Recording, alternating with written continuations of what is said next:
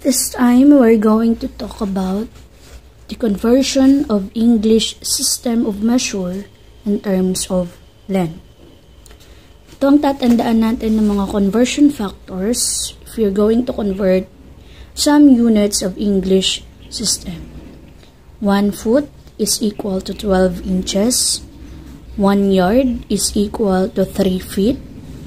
1 mile is equal to 1,760 yards, which is equal also to 5,280 feet.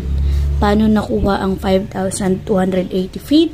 You're just going to multiply 1,760 yards to 3 feet. This will be equal to 5,280 feet. Example number 1. How many yards are in 15 feet? So, this will be your solution. So, ang hinihingi sa atin is yards. Then, the given is 15 feet. We're going to convert 15 feet to yards. Okay? Again, first is copy the given. We have 15 feet. Well, 15 feet times, you're going to multiply this to the conversion factor. So, pipili tayo dito since yards and feet. So, ito ang kukuhanin natin. 1 yard is equal to 3 feet. Okay? Kukuhanin natin yung fraction na 1 yard over 3 feet. Big sabihin, 1 yard is equal to 3 feet. Okay? So, this will be our expression. 15 feet times 1 yard over 3 feet. Okay? Since we have a whole number and a fraction, pwede natin gawing fraction si 15 feet. That is, maglalagay lang tayo ng 1 sa baba nitong 15. Itong numerator. So, that is equal to 15 feet over 1 times 1 yard over 3 feet. Okay? So, cancel this one. Cancel. This will equal to, okay? We have fractions already. Just multiply the numerator and numerator, denominator and denominator. 15 times 1. That is equal to 15 copy yard over 1 times 3 is equal to 3. Then, simplify your fraction. This one. 15 divided by 3 is equal to 5.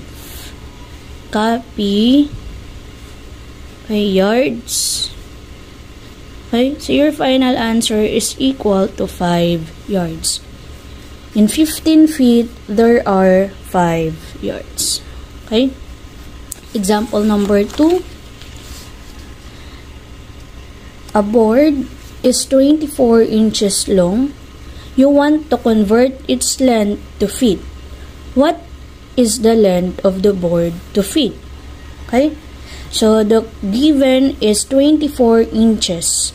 Then, i-convert natin to feet. Again, titingin tayo dito sa mga conversion factors. Inches, so this one. Then, feet ang hinihingi. So, this one. This will be your conversion factor na gagamitin.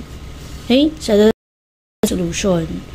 24 inches is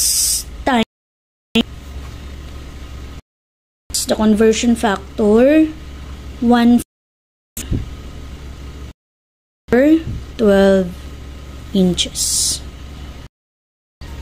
Again, this whole number to a fraction to the denominator.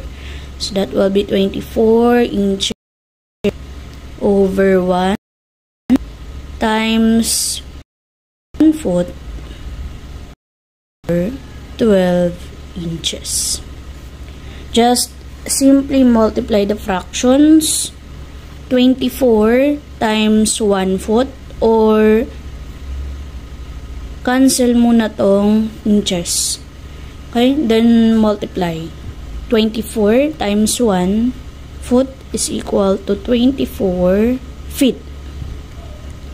Okay, kapag more than 1, that is feet na siya.